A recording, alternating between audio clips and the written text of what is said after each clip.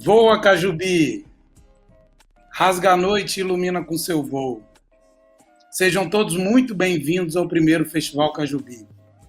Eu sou Antônio Leal de Oliveira, sou o curador científico e um dos criadores do festival, junto com minhas amigas e irmãs, Márcia Ribeiro, que é a curadora artística e assina a direção de arte, e Helena Forghieri, que é a nossa produtora master, a coordenadora de produção do nosso festival. Nós criamos o Festival Cajubi e que nessa primeira edição traz os lemas ruptura e reencanto. Ruptura com o mundo em desencanto e, ao mesmo tempo, um reencantamento dos nossos diversos mundos que foram perdidos e apagados em nossa história. O Festival Cajubi, Ruptura e Reencanto, tem idealização e produção do Estúdio Master, realização da Secretaria de Cultura e Economia Criativa do Estado de São Paulo, por meio do PROAC Lab, Lei Aldir Blanc, Governo do Estado de São Paulo e Governo Federal. Nós nos inspiramos na lenda do dia e da noite dos Carajás, quando o voo do pássaro Cajubi faz a separação, marca uma cisão entre o dia e a noite.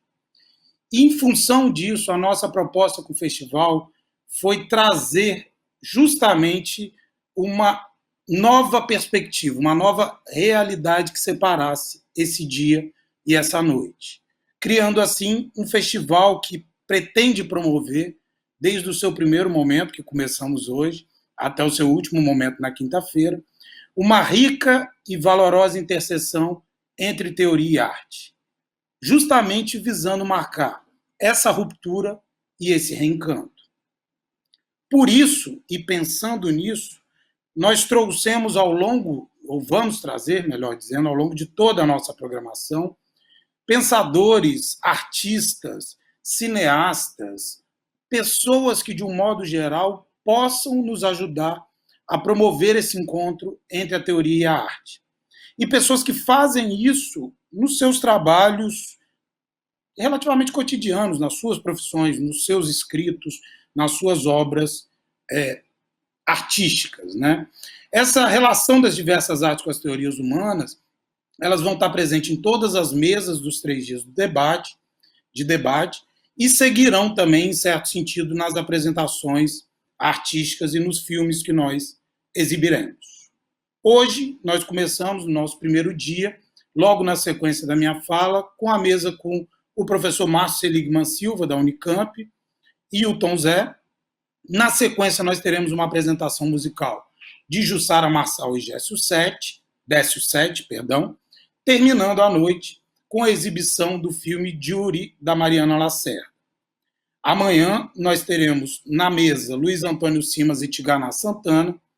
Tigana Santana nos presenteia na sequência com uma apresentação musical e nós fechamos a noite de quarta-feira com o lindíssimo Limiar, da Coraci Ruiz, um filme imperdível, aliás, como todos os outros.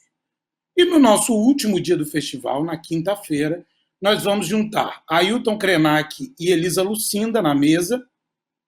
Na sequência, uma apresentação da Letrux, da Letícia Letrux, e, encerrando o festival, o filme da minha querida amiga Elisa Capai, Espero Sua Revolta.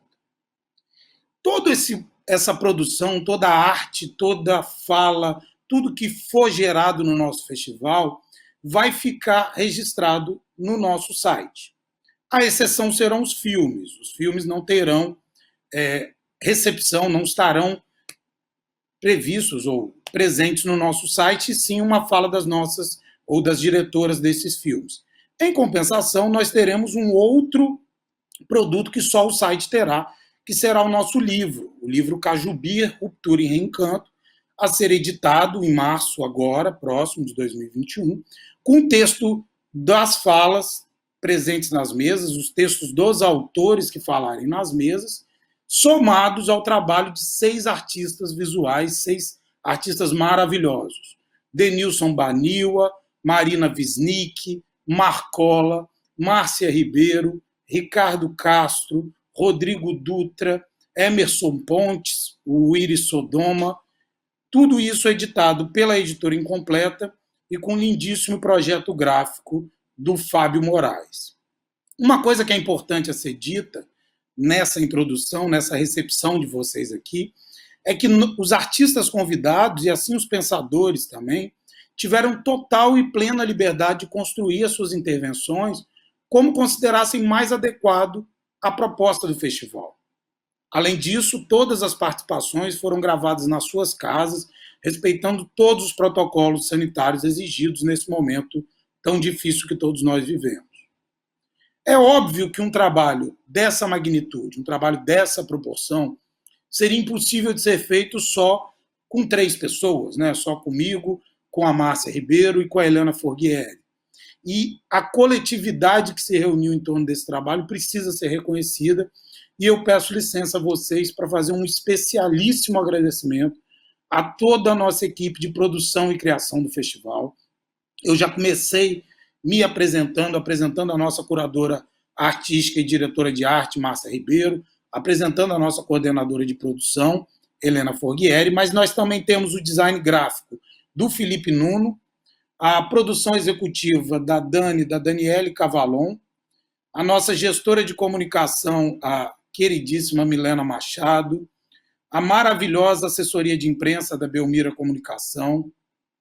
Quem nos subsidia, nos alimenta nessa transmissão maravilhosa é a Oeste Cinema, e eu agradeço em nome do Guilherme, nosso diretor, que nos ouve e nos guia agora. Essa lindíssima vinheta de animação de entrada que vocês acabaram de ver é uma criação da Lívia Serri Francoio, com uma trilha do Arthur Bragante, que inclusive estará na apresentação com a Letrux na quinta-feira, e a direção da nossa diretora de arte, da nossa curadora artística, Márcia Ribeiro. Agradecemos também muitíssimo aos amigos que ajudaram nessa caminhada. E eu cito aqui, homenageando todos que de algum modo contribuíram para isso, a Madeleine Deschamps, a Lúcia Jaimovic, o Vitor Fisch, a Galeria OA, Rafael Dreves, Marcelo Maia, Pedro Crisman e Paulo Vicelli.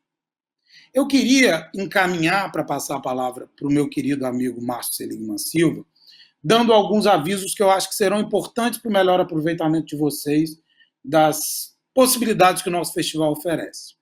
A primeira delas, eu já adiantei anteriormente, é que todo o nosso conteúdo, à exceção dos filmes, estará disponibilizado tanto no nosso site, www.festivalcajubi.com.br, quanto também na nossa página do YouTube, youtube.com/festivalcajubi. Eu queria convidar vocês, apesar de saber que vocês já estão fazendo isso, a interagirem pelo chat do YouTube e, eventualmente, mandarem perguntas que nós tentaremos incluir todas as possíveis no debate na sequência das falas. Uma recomendação importante é que tentem assistir ao conteúdo dos vídeos pelo YouTube no sistema Full HD e em tela cheia, que com certeza melhorará a experiência de vocês. E lembrando, por último, como é esperado, que apesar de nós termos uma programação bem redonda e bem construída em torno dos horários estabelecidos, como se trata de um evento ao vivo, é inevitável que nós tenhamos alguma intercorrência que mude isso, mas esperamos que seja com o menor impacto possível. Ok? Hoje e agora, com muita alegria, eu abro a primeira das mesas do Festival Cajubi, a mesa com esse lindo nome, A Urgência do Pensar a Partir de Nós, o que nos constitui e singulariza. Essa mesa será composta pelo, como eu já antecipei, meu querido amigo, mestre, grande inspiração, professor Márcio Seligman Silva, professor da Unicamp, vencedor do Prêmio Jabuti em 2006, autor riquíssimo, com uma série de publicações, uma série de aulas, uma série de palestras. Eu, em uma das chamadas do festival, eu manifestei que é provavelmente um dos mais generosos intelectuais brasileiros, e vocês poderão verificar isso não só na fala dele agora, como quem tiver a honra, como eu tenho, de ter um contato com ele, isso é muito perceptível, com pós-doutorado na Universidade de Yale, com pós-doutorado na Alemanha. E o Márcio nos brindará com uma fala para uma nova crítica da razão colonial.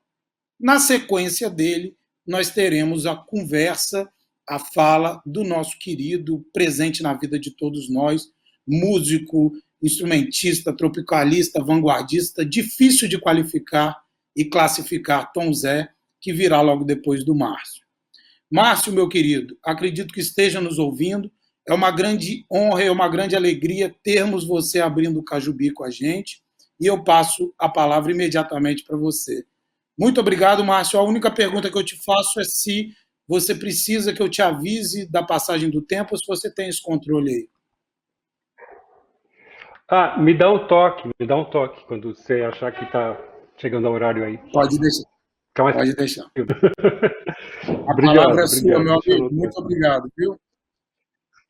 Muito obrigado, Antônio. Obrigado a Márcia, a Helena, por todo esse trabalho de organizativa.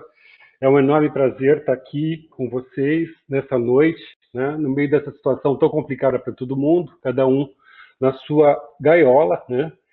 E eu também sou grato ao Tom Zé, né? Acho uma coisa absolutamente única na vida de um intelectual, para poder compartilhar, né, essa sala, mesmo que virtual, com essa figura, né, que é maravilhosa, né, de Irará, com a sua genialidade profanadora, que tanto nos abençoa, que tão bem faz nesse país, sobretudo agora que a gente está precisando de tanto oxigênio, né? Ele é puro oxigênio, oxigenação, enfim, tudo isso que a gente conhece, daqui a pouco a gente vai ser brindado com uma conversa com ele. Como o Antônio adiantou, a minha fala, que eu não vou querer apresentar numa forma de palestra, para também não ficar uma coisa muito pesada, vou ler e falar livremente, alternando, se chama Para uma Nova Crítica da Razão Colonial. E eu dedico ela à memória da etnia Jumar, que foi morto pela Covid em Porto Velho na quarta-feira passada, dia 17, vítima da necropolítica anti-indígena. Araucá era o último homem guerreiro do seu povo. Há 50 anos, os Jumar eram 50 mil. Vejam o tamanho da tragédia que é a história desse país. Em 50 anos, nós matamos 50 mil indígenas e destruímos uma etnia, né? Quando se destrói uma etnia, se destrói um universo, né? Linguagem, cultura, e assim caminhamos. Já contamos com mais de 2.461.036 mortos pela doença coronavírus Covid-19 no mundo. Apenas no Brasil, 246.504. Segunda colocação em termos globais, esses são os dados de ontem. Diferentemente das pestes da Idade Média europeia ou das mortes produzidas por milhares de guerras da história da humanidade, desta vez as infernos foram abertas pela humanidade em sua fúria de dominar a natureza. Mas, evidentemente, não podemos projetar a culpa por esse morticínio na conta abstrata de toda a humanidade, pois estamos falando de um determinado modelo de progresso, de uma modalidade da técnica e da ciência aplicada a esse dito progresso. Estamos falando de uma relação instrumental com a assim chamada natureza, essa entidade bastante ocidental que descola o ser humano do seu próprio corpo.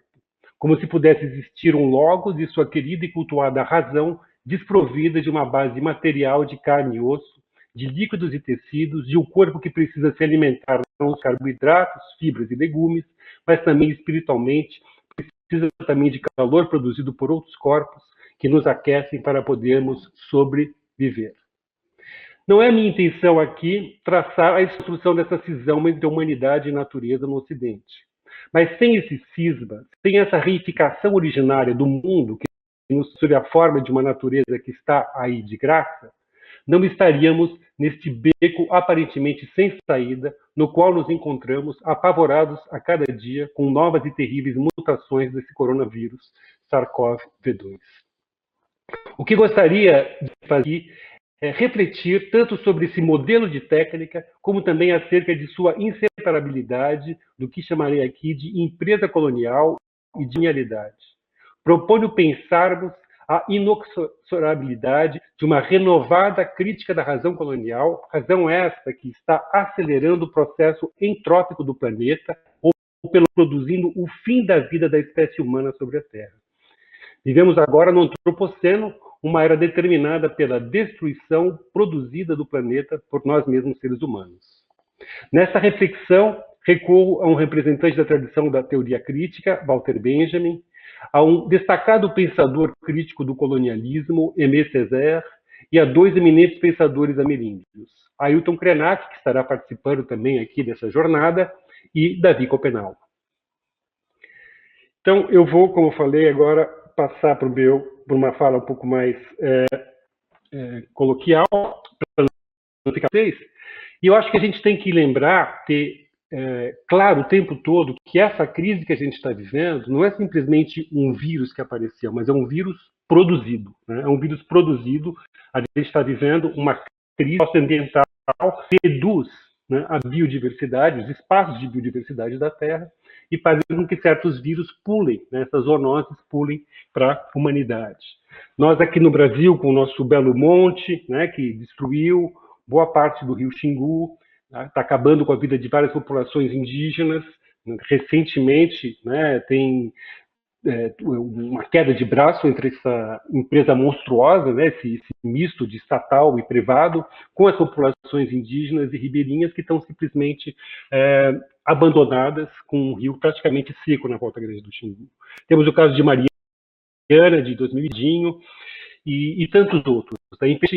Essas catástrofes, que são crimes socioambientais, só parar porque nós vivemos um momento de aceleração do neoliberalismo. E minha proposta é pensar o neoliberalismo como uma ponta daquilo que foi a empresa colonial iniciada no século XV. Portanto, pensar essa longa duração, eu acho que permite uma articulação crítica para a gente tentar desconstruir tudo que está acontecendo e está nos levando para um abismo que é realmente o abismo final, né?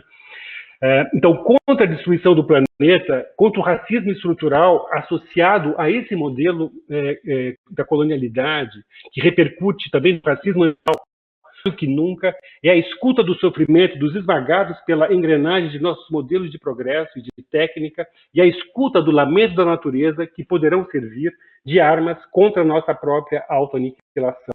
Então, eu acho que a gente tem que pensar uma nova antropologia, um novo modelo de humanidade, deixar de lado, deixar para trás aquele modelo daquele homem empreendedor, do homo faber, como falava Hannah Arendt, né, daquele homem fáustico, daquele homem prometeico que acreditava que podia simplesmente fazer o que quisesse do mundo e que considerava a natureza, como eu falei na abertura, como se ela estivesse aí grátis. Né? Ela está aí para a gente simplesmente explorar e a gente percebeu que ela, evidentemente, é finita. Né? Então, essa nova antropologia propõe pensar e ter um ser desamparado, um ser que precisa um do outro, um ser que precisa da compaixão e não desse exercício da arrogância que tem sido praticado nos últimos séculos, né? Dentro dessa modernidade associada a essa empresa colonial, que é uma empresa de dominação, de exploração de corpos e da face da terra, reduzida a essa categoria de commodity, natureza commodity, né?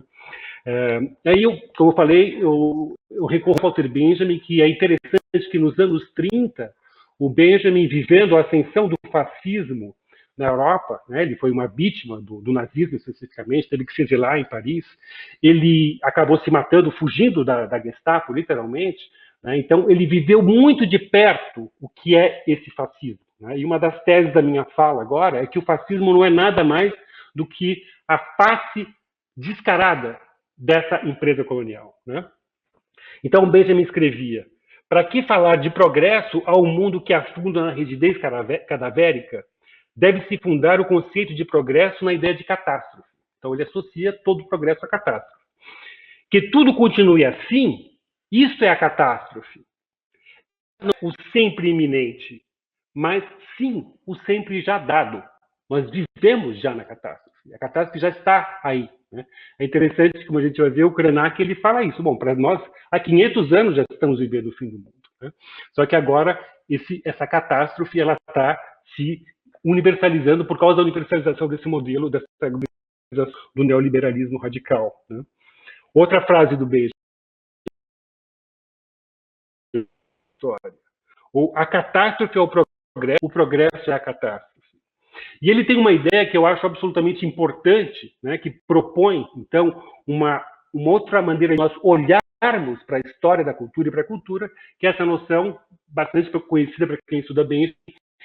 Todo documento de cultura é um documento da barbárie. Então, a gente aprender a ver que a nossa sociedade ela é construída com uma história de violências, né, aquela questão de que o Brasil é um país feito pela mão negra, onde os negros ficam em casa. Então, essa produção dessas populações que são reduzidas a essa categoria que eu estava falando de corpos dominados. O projeto do século XVI ao século XXI. Então a gente tem que pensar o que eu chamo também de dispositivo. Existe um dispositivo colonial, que é justamente esse aparelho de produção dessas dicotomias que vão estabelecer essas dominações de corpos, né, e da natureza. Então, como eu tinha prometido, aqui vai já uma primeira citação do Ailton Krenak, ano passado, O Amanhã Não Está à Venda. Esse vírus, diz ele, né, está discriminando a humanidade. Basta volta. O melão de São Caetano continua a crescer aqui do lado de casa, diz o Krenak. A natureza segue. O vírus mata pássaros, ursos, nenhum outro ser, apenas humanos. Quem está em pânico são os povos humanos e seu mundo artificial, seu modo de funcionamento que entrou em crise. Ele está falando de um modo de funcionamento, justamente desse dispositivo colonial que diz a natureza. Continua o Krenak. Somos piores que a Covid-19. Esse pacote chamado de humanidade sendo descolado de maneira absoluta desse organismo que é a Terra Viva, vivendo numa abstração civilizatória que suprime a diversidade, nega a pluralidade de vida, de existência e de hábitos. É essa fobia, né, da pluralidade, da diferença, do outro, que caracteriza essa razão colonial, que não é nada mais do que o logos humanista e iluminista. Não é que teve uma decadência, como o direita às vezes fala. Não. Ela é a realização do proto da modernidade. Outra frase do Krenak. Os povos ameríndios, né, eles não percebem que exista algo que não seja a natureza. Tudo é natureza. Justamente eles não vivem essa abstração civilizatória, prima diversidade, etc., que o Krenak fala. No livro anterior dele, de 2019, Ideias para Adiar o Fim do Mundo. Em 2018, quando estávamos na iminência de ser por uma situação nova no Brasil, me perguntaram como os índios vão fazer diante disso tudo, e eu falei, o Krenak, tem 500 anos que os índios estão resistindo, e eu estou preocupado como os brancos vão fazer para escapar dessa. A gente resistiu expandindo a nossa sociedade, não aceitando que nós somos todos iguais. Ainda existem aproximadamente etnias que querem ser diferentes umas das outras no Brasil. Mais de 150 línguas dialetos.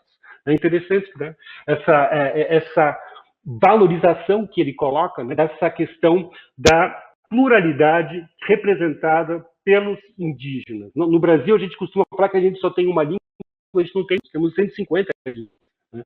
Temos 250 etnias indígenas. Portanto, essa produção, né, essa redução, o único modelo, né, masculino, branco, eurocentrado, né, que produz essa destruição da diversidade culturais, étnicos, em termos da natureza, e produz a morte. Daí essa ideia que eu acho tão bonita do Benjamin, que ele fala que a gente precisa acionar o freio do progresso. Né? Ele falava, criticando também o próprio marxismo. Marx afirma que as revoluções são as locomotivas da história do mundo. Mas talvez isso seja totalmente diferente, diz o Benjamin. Talvez as revoluções sejam o freio de emergência da humanidade que viaja nesse trem. Essa ideia é absolutamente urgente, né? Quer dizer, essa ideia de que a gente precisa saber puxar esse freio de emergência. Ou então, uma outra frase que eu acho muito bonita dele, que está no livro dele de 20, chamado Rua de Mão Única. Dominação da natureza, assim ensinam os imperialistas, é o sentido de toda a técnica. Quem, porém, confiaria em um mestre-escola que declarasse a dominação das crianças pelos adultos como sentido da educação? Não é a educação, antes de tudo, a indispensável ordenação da relação entre as gerações e, portanto, se se quer falar de dominação, a dominação das relações entre gerações e não das crianças?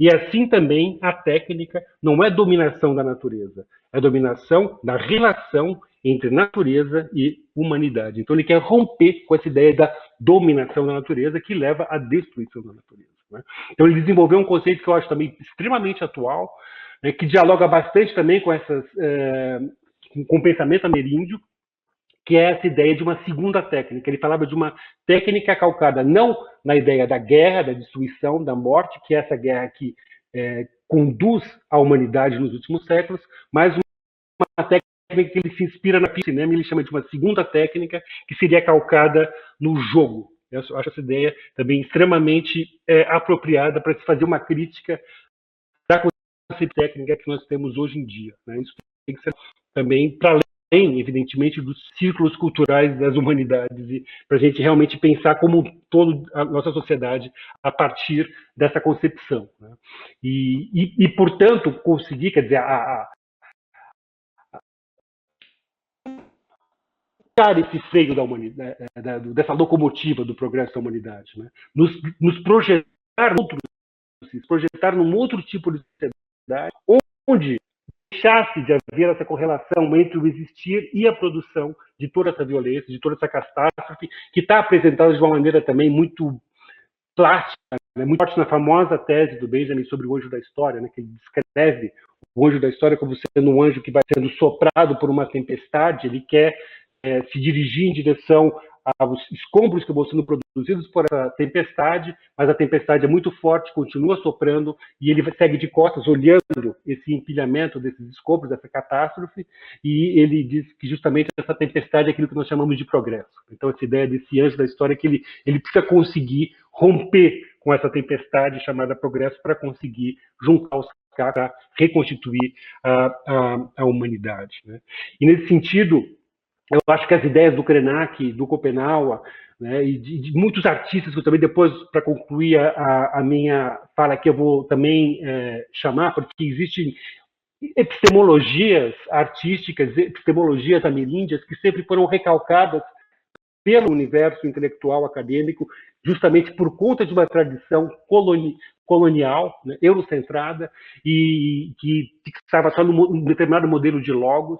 E eu acho que essas epistemologias das artes, que justamente tem a ver com esse conceito benjaminiano de uma segunda técnica associada ao jogo, né? Ele falava que nós precisávamos ampliar o nosso espaço lúdico de ação, é um conceito benjaminiano espiral, que eu acho super bonito. Temos que ampliar o nosso espaço lúdico de ação, justamente rompendo essas que nos mantém sempre nesse mesmo trilho dessa locomotiva do progresso, trilhando para o abismo que está tão próximo. Eu acho bonita essa metáfora também do Krenak, que ele desenvolveu no Ideias para Adiar o Fim do Mundo.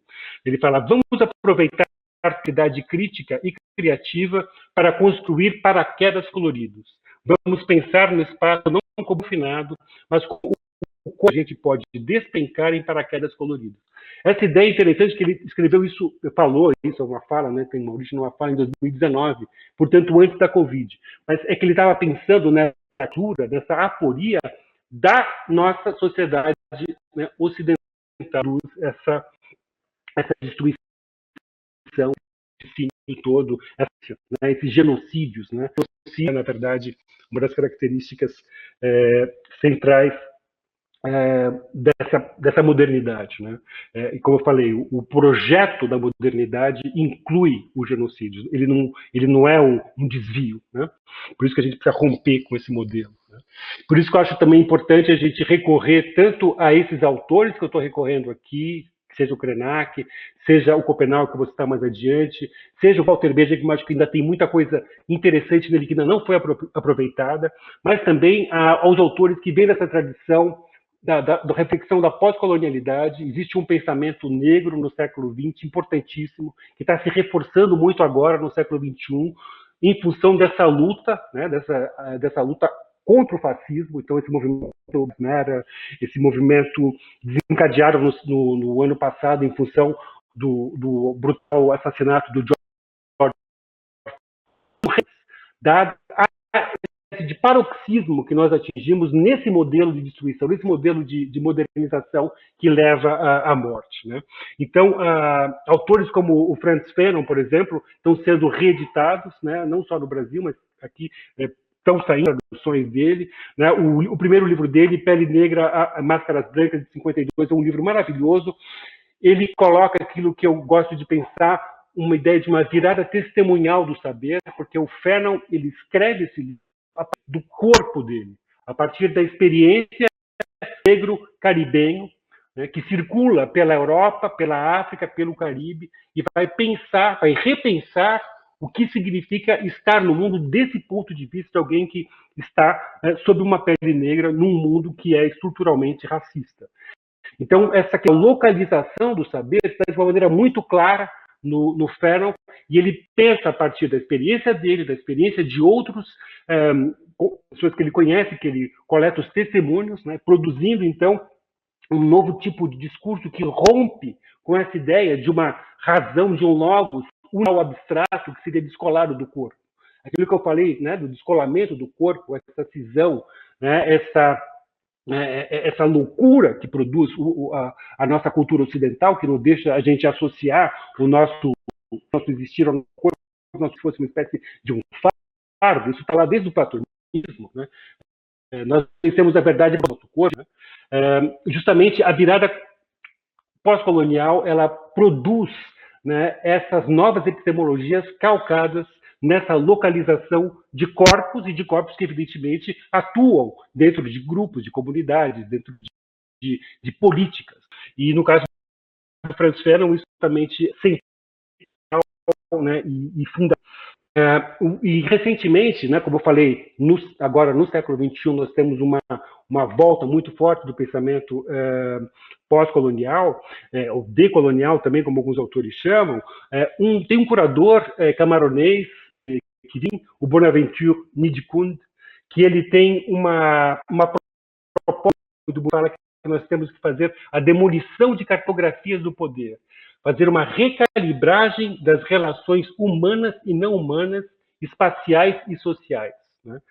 Eu repito o nome dele, Kung, né, com gemudo no final. Né? Então, existe uma associação muito clara para o pensamento pós-colonial entre sistema capitalista, empresa colonial, falocentrismo, destruição socioambiental, racismo, antropocentrismo e especial.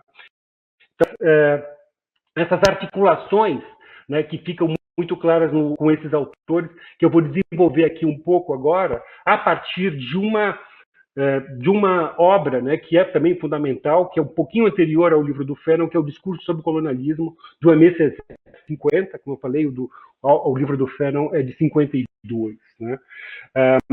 O Césaire, nessa obra, que influenciou Fanon, o Achille Mbembe, né, que é também um intelectual camaronês muito profícuo, que tem publicado coisas interessantíssimas nos últimos anos, a Grada Quilomba, que é uma intelectual, uma artista, uma performer, né, que também tem um livro maravilhoso chamado Memórias da Plantação, publicado aqui do Brem, que é lindíssimo, e ela também recorre muito ao Césaire, ao Fanon. Então, existe uma tradição do pensamento negro que está se fortalecendo agora nessa luta com os neofascismos que estão tão evidentes. E, assim como Benjamin, como eu falei, nos anos 30, essa articulação entre a modernidade e o fascismo, o Césaire ele vai pensar isso também nos anos 50. Portanto, depois do final da guerra, quando se acreditava que o nazismo tinha sido vencido. Né? Para ele, o nazismo é uma face desmascarada do sistema capitalista colonial. Né? A questão é que, com o nazismo, os métodos coloniais foram aplicados à população europeia, o que fez acender uma espécie de alarme. Né? Ele raciocina de uma maneira muito muito verdadeira. Né? Quer dizer, a questão é que, quando a ciência aplicada pelo sistema nazifascista chega à Europa, se acende um alarme. Mas antes disso, durante séculos, a violência estava sendo praticada em outros países colonizados, especialmente na África, mas no Brasil também, evidentemente, com o nosso sistema escravocrata. Mas essa questão dessa personalidade, portanto, que está no cerne do humanismo e do iluminismo ocidental, vai ser desmascarado pelo pensamento pós-colonial, né, que está sendo inaugurada por esses autores ali da metade do século passado. Né? Agora é interessante, né? A epidemia que está acontecendo agora no Brasil, no mundo todo, a gente está desesperado pela epidemia, mas os indígenas têm desesperado com epidemia há 500 anos no Brasil, porque desde que chegaram os brancos aqui começaram as epidemias, né? A queda do céu do Copenhague praticamente é um tempo todo dessa questão, né, da Shawara, como ele chama, né, em Yanomami, que são justamente essas epidemias que trazem a morte e a extinção de tanto entre 3 e 9 milhões de vítimas, né, desse processo longo de colonização, essa longa colonialidade que produz essa máquina de morte. Né? Então, o Senna, por exemplo, no fundo do capitalismo, ansioso por sobreviver, há Hitler. No fundo do humanismo formal e da renúncia filosófica, há Hitler. Citando o conservador Ernst Renan, Césaire destaca justamente a relação entre a ideal e a busca por corpos que deveriam ser reduzidos a máquinas de trabalhadores. Eu cito o Renan sendo citado pelo Césaire. Fala o Renan. A natureza criou uma raça de trabalhadores, é a beleza, com uma destreza de mãos maravilhosa, com quase nenhum sentimento de honra. Da guerra, sejam os bons humanos com ela e tudo estará em ordem. Uma raça de mestres e soldados, essa é a raça europeia, conclui o senhor, que é muito admirado pelos pensadores conservadores até hoje. Percebe nessas palavras de Renan elementos que se repetiram nas bocas de Hitler e do ideólogo do nazismo, Alfred Rosenberg. Já as palavras do primeiro-ministro francês, Albert Pierre Sarraut, primeiro-ministro que viveu entre 1872 e 1962, que ele também cita, recordam as palavras do atual presidente do Brasil, a relação indígena brasileira. Sarraut escreveu que seria infantil opor à empresa europeia de colonização, eu cito Sarraut, um suposto direito de ocupação e sabe-se lá que outros direitos de feroz isolamento que perpetuariam em vão as inúteis posses de riqueza sem uso nas mãos de incapazes. Fim da citação do Sarraut. Também o principal mandatário do Brasil um desperdício os minérios inexplorados pelas mineradoras em terras indígenas. Ele incentiva a mineração que destrói os rios e as matas, leva doenças e morte para as populações indígenas ribeirinhas.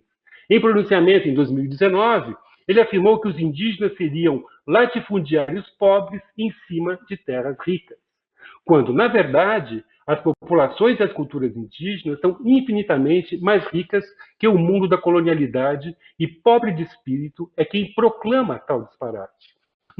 Esse presidente, como Hitler, é apenas a face desmascarada, sem o falso humanismo, sem a hipocrisia que marca a empresa capitalista colonial. Daí Césaire afirmar que, né, eu cito uma passagem, que inclusive tem um slide, não sei se vou mostrar, onde eu apresento essa fala dele, do Césaire, ninguém coloniza inocentemente, que ninguém coloniza inocentemente, que uma nação colonizadora, uma nação que justifica, portanto, a força, já é uma civilização doente, uma civilização moralmente atingida, que irresistivelmente, de consequência, em consequência, de negação em negação, chama seu Hitler.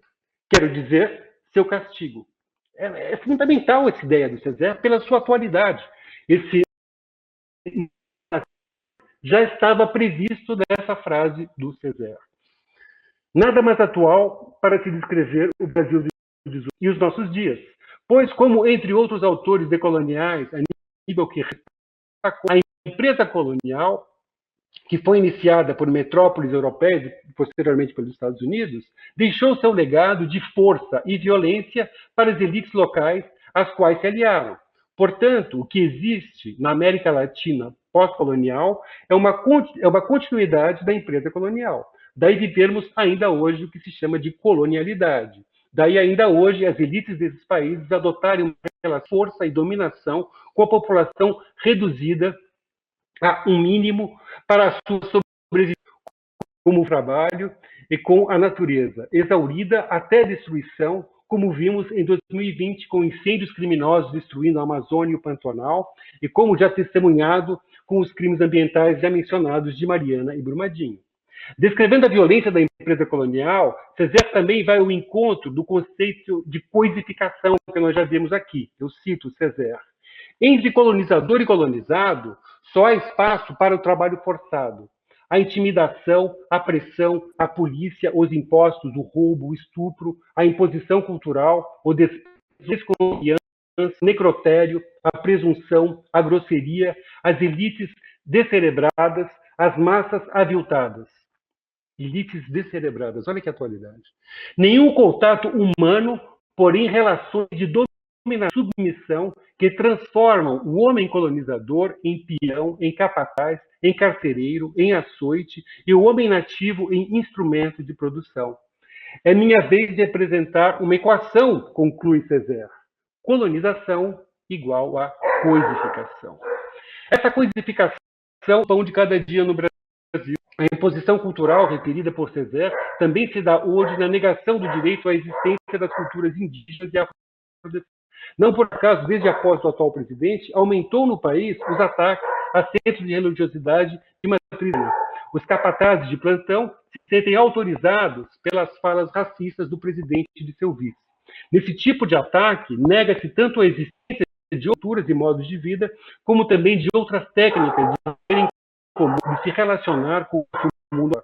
A arrogância colonial, que vê a razão como característica exclusiva do descendente europeu, nega reconhecer que as técnicas indígenas e quilombolas são muito eficientes quando se trata de se permitir a sobrevivência da espécie humana.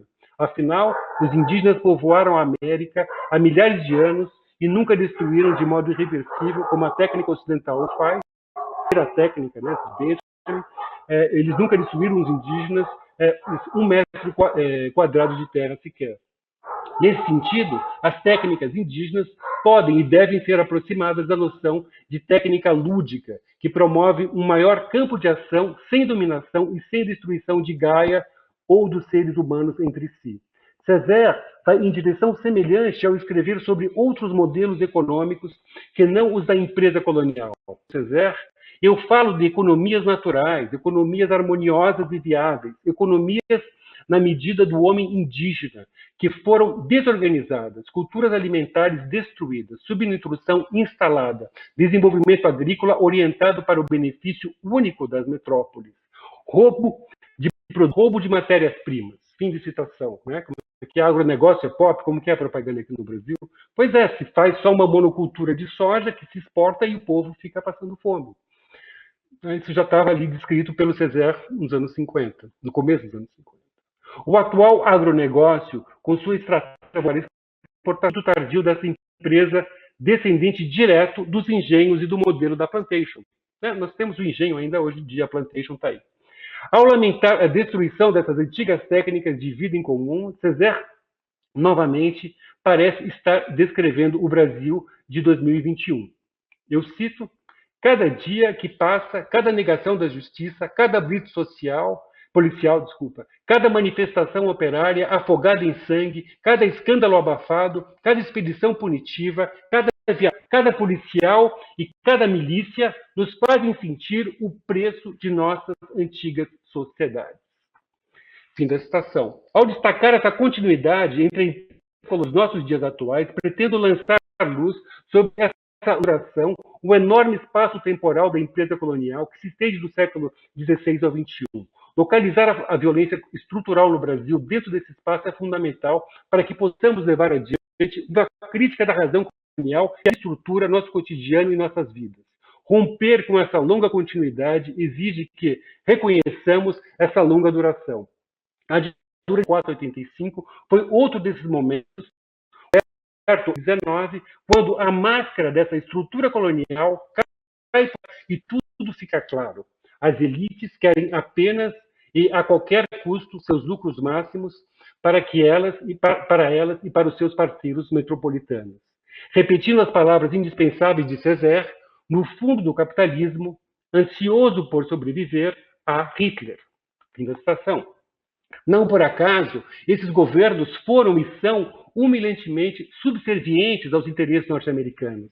As elites sem máscaras, que batem palma ante falas e atos racistas, que instigam biopolíticas genocídias, que exigem a destruição de leis trabalhistas, que transformam esse país em um misto de campo de trabalho forçado e de necrópole, essas elites são as construtoras da empresa colonial colonial com sua exploração sem limites dos trabalhadores e da terra. Vendemos nossa liberdade e dignidade em nome de um monumental Eldorado futuro de pés de barro. Caminhando para a conclusão, leiamos outras palavras atualistas do discurso sobre o colonialismo de Aimé Césaire. Ele, desenvolvendo essa ideia de uma autodestruição programada no código genético da violência colonial, né, essa ideia da primeira técnica que nós vimos com Benjamin, Césaire acreditava em 1950 que uma reviravolta estava por vir que retiraria a elite colonialista do poder. Muitos países africanos se descolonizaram desde então, mas a empresa colonial, a colonialidade com seus longos tentáculos ainda estão aqui. Assim, é importante retomar essas palavras de Césaire. Sua contemporaneidade corrosiva também justifica a citação. Eu cito então Césaire, pois, enfim, precisamos nos decidir e dizer, de uma vez por todas, que a burguesia está condenada a ser cada dia mais hostil, mais abertamente feroz, mais desprovida de vergonha, mais sumariamente bárbara, que é uma lei implacável que toda classe decadente se transforme em um receptáculo para o qual fluem todas as águas sujas da história, que é uma lei universal que toda classe, antes de desaparecer, deva primeiro honrar-se de forma unilateral e que, com as cabeças enterradas sob o estrume, as sociedades emitem seu canto de cisne. Essa frase tão forte, essa ideia tão poderosa do Césaire, me lembra também uma metáfora do querido Tom Zé, que diz que o primeiro segundo depois da meia-noite já é o começo de um novo dia. Quem sabe nós estamos caminhando para um novo dia. E, para concluir, eu gostaria de mostrar algumas imagens.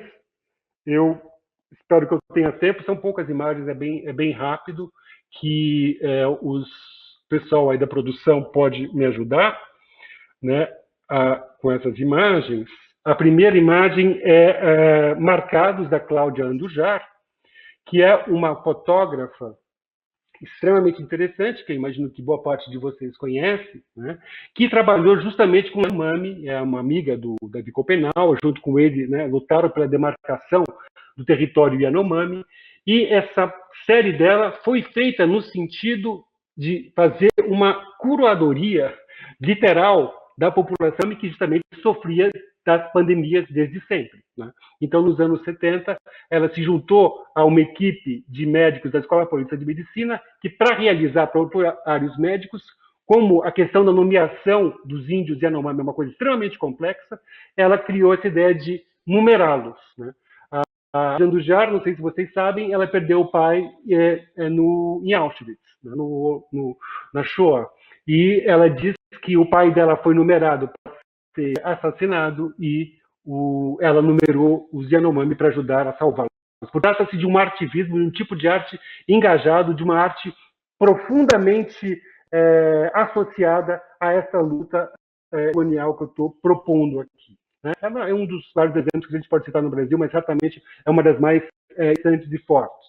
Depois a gente pode ver também aqui uma passagem do livro do Copenau, que eu mencionei para A Queda do Céu, onde ele faz uma descrição, não vou ler a passagem aqui para não tomar, mas ao longo de todo esse livro, em vários momentos, o Copenau ele descreve que a natureza, essa busca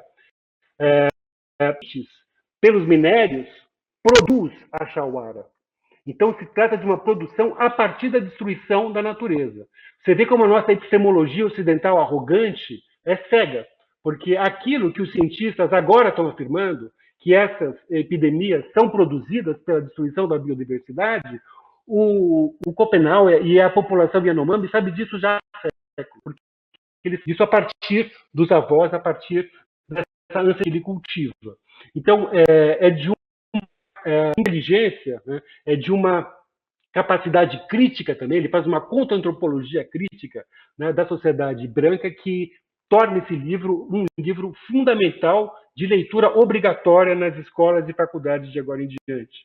A próxima imagem, ela mostra os prontuários médicos, onde as fotos originais da Cláudia Andujar apareciam, só para vocês terem uma ideia de como essa relação interessante da obra com uma coisa muito prática. Ela é reconhecida como uma das maiores fotógrafas do mundo, expõe galerias aí mundo afora. O próximo artista é o Franz Krasberg, né, falecido recentemente, 17, que dedicou a vida dele também a essa luta ecológica pela preservação da natureza do Brasil. Então, é mais um exemplo eloquente de um artista engajado, né? E o outro artista que eu mostro, que é esse que está dentro dessa alca, aqui atrás da obra do Krasberg, que é o Bené Fonteles, que construiu essa ágora dentro dessa oca, no formato de uma casa indígena, onde ele também recorre a Davi Copenaua para pensar o Mama como alguém, como Deus, né, criador do mundo, que dá aos artistas a tarefa, né, de lutar contra a destruição da humanidade. Essa humanidade que está esquecida. Interessante que, do ponto de vista indígena, né, nós estamos esquecidos. A crítica também tem esse conceito de ali é associado também uma ideia de esquecimento, né? Então, uma ideia de um despertar que a gente pode desenvolver a partir desse ideário ameríndio. A próxima artista que eu quero mostrar é a Laís Mirra, que tem uma obra que estava nessa mesma Bienal de 2016, o Bené Fonteles eu já falei, né? Que é Dois Pesos e Duas Medidas. É uma obra maravilhosa, são dois totens, um construído com material de construção, né, tijolo, ferro, e outro construído com material de construção indígena. Então, são duas técnicas que estão sendo confrontadas aqui. A gente pode falar exatamente na primeira técnica, que seria essa técnica da destruição, a técnica ocidental, que em 200 anos está acabando com o mundo, que ela praticamente a partir da Revolução Industrial, 200 anos atrás, e agora o mundo já está acabando. E essa outra técnica, que é multimilenar e que nunca destruiu nada. E, no entanto, é uma técnica que é desprezada, né, ironizada, e que tem essa potência da sobrevida, né? Lembro também da Rosângela Renault, que é uma das artistas mais interessantes no Brasil, que trabalha especificamente com a questão do esquecimento. O Brasil, associado a essa violência política, né, ela tem uma violência evidentemente simbólica, um país que produz apagamentos, que produz memoricídio, né? E aqui, no caso, a Rosângela, ela tem essa crítica do apagamento associado também aí chamando de crítica dessa primeira técnica, porque aqui ela faz uma exposição, é uma obra que se chama Revendo Brasília, né? Imemorial na exposição, Revendo, a obra dela se chama Imemorial, onde ela faz uma homenagem às vítimas da construção de Brasília, que foi construída a toque de caixa, né? Com dezenas e dezenas de operários sendo vítimas, né, de acidentes de trabalho, eram submetidos de trabalho de mais de 15 horas por dia, tinha uma polícia feita especificamente para reprimir, e, portanto, ela achou no arquivo em Brasília a fotografia das carteiras de trabalho desses trabalhadores e fez essa obra imemorial, que tem esse nome tão maravilhoso, né, que trata justamente desse apagamento e de um memorial ao mesmo tempo. E nessa carteira de trabalho estava escrito também de maneira bastante cínica, né, dispensados por motivo de morte, né? Enfim, essa necropolítica a toda, funcionando também, evidentemente, nas usinas de trabalho, no caso típico de Brasília. E eu citaria também uma outra obra da Laís Mirra, que também é interessante porque ele remete à ditadura, que eu mencionei aqui. A memória da ditadura é uma memória muito importante de ser lembrada no Brasil, porque a manipulação dessa memória produz políticos como o que nós temos agora no poder. Então, se conhecessem de fato o que foi a ditadura, talvez não tivesse acontecido a catástrofe da Laís, que se chama Projeto Gameleira, né, 1974. Ela fez uma reconstrução de um acidente, que foi o maior acidente da construção civil na história do Brasil, que foi a construção do Parque das Indústrias, que ia ser em Belo Horizonte, e ruiu esse prédio durante a construção e matou 117 operários. E essa notícia, que estava na ditadura, ela foi simplesmente censurada. As pessoas se lembram disso. Então, a ideia da Laís é lembrar novamente essa relação entre uma determinada técnica, produção de morte e apagamento da inscrição dessa morte, né? E associado também, evidentemente, a uma crítica da ditadura, né? Numa das partes dessa obra, ela homenageia com o nome do centro, nomes dos operários, e também estampava no final da exposição a única fotografia que é o testemunho. Eu falei aqui em testemunho, né, a partir do Franz Fanon, mas também a gente pode aprender a ler nas fotografias, documentos da cultura e documentos da barbárie. E eu encerro com uma imagem Já Basta, né, o Nuno Martins, que foi apresentada na 21ª Bienal Sesc Vídeo Brasil, que eu acho bastante eloquente. Ela fala por si, né? Eu tenho um texto aqui que eu nem vou ler para vocês, ela fala por si. Eu estou encerrando com imagem, né? Eu acho que, lembrando o Tô, né, do Tom Zé, né, eu estou dividindo para poder sobrar, estou te explicando para te confundir, eu estou te confundindo para te escurecer. Muito obrigado, gente, pela paciência. É isso. Márcio, querido, muito obrigado a você. É sempre muito bom te ouvir. É sempre, eu particularmente fico sempre muito feliz de ver essa apresentação da obra de um autor que me ocupa tanto quanto você, né, que é Walter Benjamin. Eu acho que, sobretudo, nessa interseção com esses novos campos epistemológicos, essas novas epistemologias, como você falou. Então, o fato de você trazer Benjamin para conversar com Copenau, conversar com Krenak, conversar com Césaire, eu acho que é algo essencial e fundamental, e, sobretudo, com esses trabalhos artísticos que você muito bem apresentou no final para a gente. Eu fico muito com a mensagem que você trouxe, né? Não posso deixar de falar de Benjamin, da importância de puxarmos esse freio de emergência, né, para interromper o vento do progresso, ou seja, que vem com essa proposta de ruptura que a gente traz no festival, mas, ao mesmo tempo, uma proposta de reencantamento, né? Como você usou a expressão, salvo engano, espaço lúdico de ação, né? A importância de recuperar e reconstruir esses espaços lúdicos de ação. Então, muito obrigado.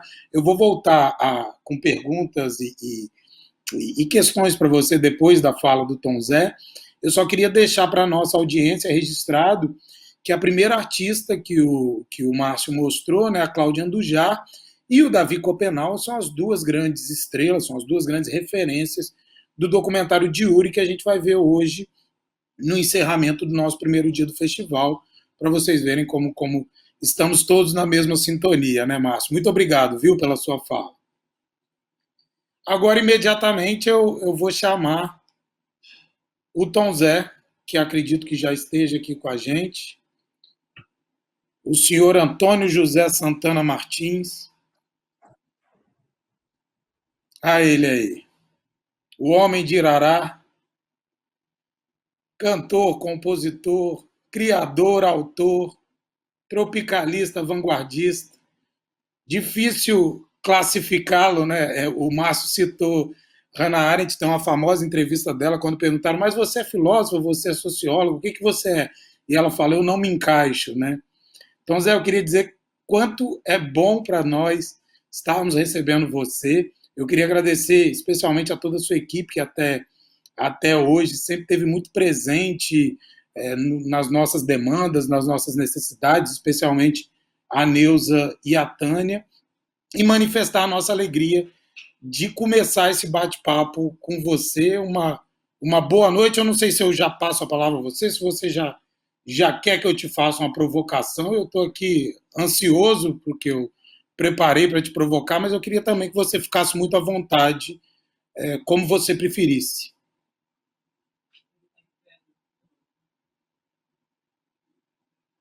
Ele está me ouvindo?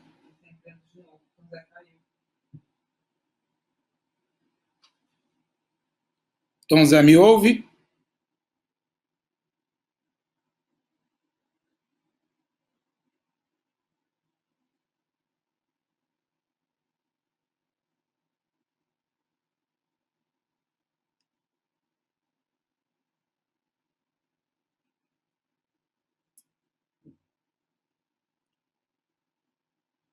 Bom, enquanto ele não volta, vamos falar um pouco dele, né? Eu fui muito breve na apresentação. Voltou? Eu fui muito breve na apresentação, então, enquanto ele não volta, para quem não conhece, Tom Zé, sem dúvida nenhuma, é um dos mais influentes, importantes e ricos em termos de produção, artistas brasileiros desde a década de 60, passando por diversos movimentos, por diversos momentos da arte brasileira, inclusive uma marca que sempre teve presente na carreira dele, desde os seus primeiros discos até os seus primeiros grandes sucessos, e todo o desenvolvimento dessa carreira foi a inventividade, foi a capacidade de sempre ousar, de sempre dar um passo além, de sempre buscar fugir do comum, fugir do normal, porque seria natural, até com sucesso de alguém que já no final da década de 60 ganha, né, o prêmio de melhor canção, salvo engano, no Festival da Canção, com São Paulo, Meu Amor. É natural que todos nós entremos numa zona de conforto, todos nós nos sintamos, vamos dizer, realizados e confortáveis em seguir aquele caminho, mas com ele esse caminho nunca foi fácil, nunca foi nesse sentido. Na década de 80 ele tem uma produção ainda mais experimental, inclusive uma produção que experimenta, inclusive, a criação de instrumentos. Eu não sei se ele já nos está ouvindo, ele pode intervir em qualquer momento. Já nos ouve. Já fala um pouco, Tom Zé, até você voltar da sua trajetória, mas ninguém melhor que você para trazer isso para a gente. Que alegria tê-lo aqui. Eu, particularmente, mas toda a produção, toda a equipe, desde o primeiro momento da concepção do festival, seu nome veio à cabeça. E é muito bom poder estar tendo essa conversa com você. É muito bom estar diante do homem que veio nos confundir para explicar, né? Ou veio explicar para nos confundir, né, Tom Zé? Seja muito bem-vindo. É muito bom ter você aqui com a gente, viu? Obrigado a você, Antônio, e ao Seligman por nos trazer o Aimé Césaire, o Krenak, o Copenau, o Danove Silviveiros, o Davi Copenau, eu já disse, e nos lembrou também aqui um negócio do professor Rosenfeld. Muito bom, Tom Zé. Eu queria, começar provocando você, né, ouvindo você também a respeito disso, sobretudo. Uma coisa que me chamou a atenção, né, fazendo o dever de casa, estudando a sua história, estudando a sua carreira e tudo mais, é como, para mim, me pareceu muito claro, em vários momentos da sua carreira, algo que foi o que nós buscamos desde o começo, com o nosso Festival Cajubi, né? Eu não sei se você estava aqui na nossa introdução, no começo da exibição de hoje, eu manifestei que uma das nossas intenções era promover um espaço que pretendesse essa interseção entre teoria e arte. E eu me lembro que desde, eu acho que estudando samba 75, salvo engano, né? Mas, enfim, desde a década de 70, com estudando samba, até nos anos 2000, com estudando pagode, né, com a produção do Jair Oliveira, e estudando a bossa, você acaba que naturalmente promovendo isso que a gente pretende com o festival, né? Ou seja, você traz um estudo de elementos artísticos, né? De elementos artísticos, inclusive, tipicamente brasileiros. Eu queria te ouvir a respeito disso, dessa tentativa ou dessa promoção, dessa interseção, dessa fusão entre reflexão intelectual, né, entre estudo, como você nomeia os seus discos, e arte. Bom, essa educação brasileira, para mim que nasci em 36 e fui educado em Irará nos anos 40 e 50, quer dizer, até o começo do ginásio, que eu fui para o ginásio em 49, e a gente tinha uma presença muito forte da invasão árabe durante 5 séculos na Península Ibérica. Como o povo árabe era o povo mais inteligente do mundo naquele momento, as pessoas, até a classe média, aquilo, 6 séculos de invasão, foi se tornando mais ou menos popular. E as bandeiras que foram para lá, na minha região do Nordeste, ao contrário daquelas que aqui no Brasil, no ano imediatamente depois da descoberta, em 1501, 1502, foram para Mato Grosso, Goiás, Argentina, Bolívia, Peru, todos esses acontecimentos aqui iam e voltavam para São Paulo. As bandeiras que só 70 anos depois foram para o Nordeste nunca mais voltaram. Teve um incidente, o jornal Estado de São Paulo, em 1898, mandou um repórter cobrir a Guerra de Canudos. E o Sul acreditava que a Guerra de Canudos era uma coisa contra a democracia. A Guerra de Canudos não tinha nada a ver com isso. Eram fiéis de um homem que tinha vocação religiosa, muito capaz de entrar na cabeça das pessoas, de dar esperança às pessoas, naquele Nordeste eternamente semiárido, eternamente jogado às pulgas. E então eu nasci nesse mundo, mas eu pensava que nós éramos completamente desconhecidos. Quem é que ia conhecer a gente no mundo? Então vem o Euclides da Cunha. Eu pego um dia o livro para ler, a terra meio complicada e tal, o homem parecia até gibi, que eu comecei a me interessar, e vem a descrição daquela criatura que, abandonada lá em 1570, veio até ser meu avô, meu bisavô, porque eu sou de sangue negro e de sangue português e índio, né?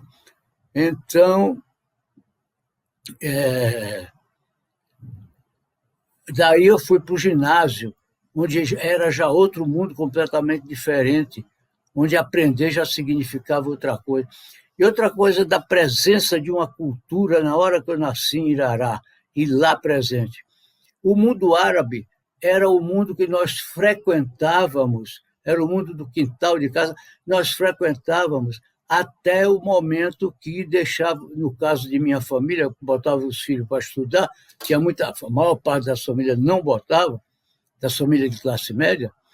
Então, durante todo esse tempo, eu fui educado pelo Bumba Meu Boi, pela chegança, aquela dança que tem lá na Península Ibérica, sobre o ataque aos navios dos infiéis, que eram os árabes, e expulsar os infiéis. Imagina, Irará não tem uma gota d'água, tem um rio que se chama Rio Seco, porque só chove, quando chove, forma uma cachoeirazinha, todo mundo vai lá se banhar e depois no outro dia não tem mais rio, não tem mais nada. E lá tinha a chegança, que é feita em alto mar. Um dia foram me receber na praça, eles iam com espadas de madeira, essa dança tradicional da Idade Média em Portugal, e várias outras coisas. O cantador do Nordeste, que canta Roldão, que é nada mais nada menos do que Roldão, o herói que lutou na guerra daquele rei espanhol contra a invasão árabe.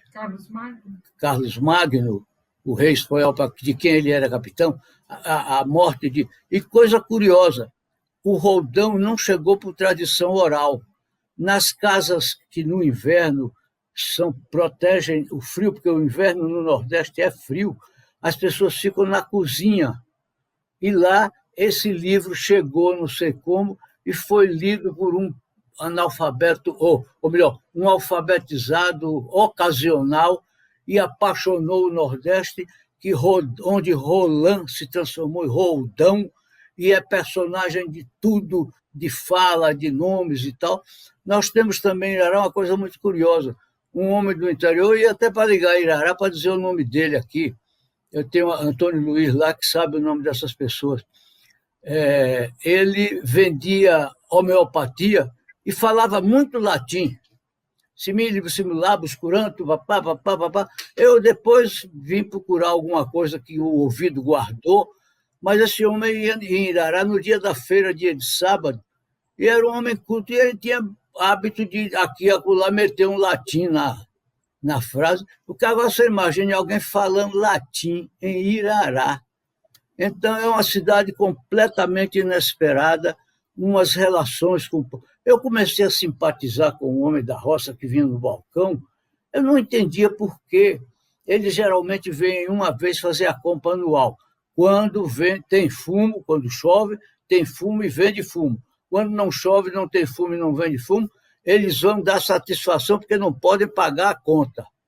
E toda a cidade baixa de nível, é um tipo de ética inacreditável. A cidade, todo mundo baixa de nível de vida e todo mundo acompanha a necessidade que o homem da roça está passando. E eu fui assim durante todos os anos na loja do meu pai, de 1940 até 1949, depois eu voltava nas férias. E então, quando caiu aqui em casa o paralelo, o paraquedas colorido, dessa vez manejado pelo Sigma, não, dessa vez pelo Sigma, aqui foi uma excitação, foi uma... eu aprendi também com o Sigma que a gente, para poder saber de uma coisa, tem que procurar um filósofo, uma pessoa formada que está trabalhando naquilo, senão você fica com informações muito tolas, muito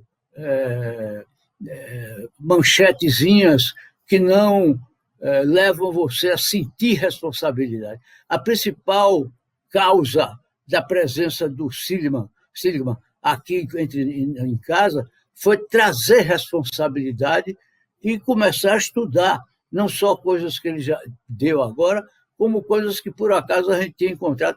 É engraçado, na Bíblia, se você me desculpa antes de você perguntar alguma coisa, falar, na Bíblia, o Thomas Mann fala em algum momento, quando algumas pessoas, um povo lá era muito, talvez os irmãos dele, os irmãos de José, eram muito orgulhosos e tal. Ele diz assim, mas como é que o homem pode ser orgulhoso? Deus criou isso, aquilo, criou a mosca cerejeira antes de criar o homem. Por que o homem pode ser tão metido a bobo? Então, através dessas coisas que a gente também tem, a Neuza aqui pesquisou, uma coisa do... Espera aí que eu fui estudar em anotações, do professor Rosefeld, que fazia muitas conferências aqui na década passada, dizendo que existe diferentes espécies, as plantas, as pedras, os seres humanos, e que no ser humano existe um especismo. Especismo é uma forma de discriminação contra quem não pertence a uma espécie, similar ao racismo, ao sexismo e outros tipos de preconceito. O especismo utiliza de argumentos que são de base científica ou moral para validar a exploração e subjugamento de uma espécie sobre outra, como é o caso do que acontece na hora que a razão colonial é convocada e só ela existe no Brasil desde o descobrimento.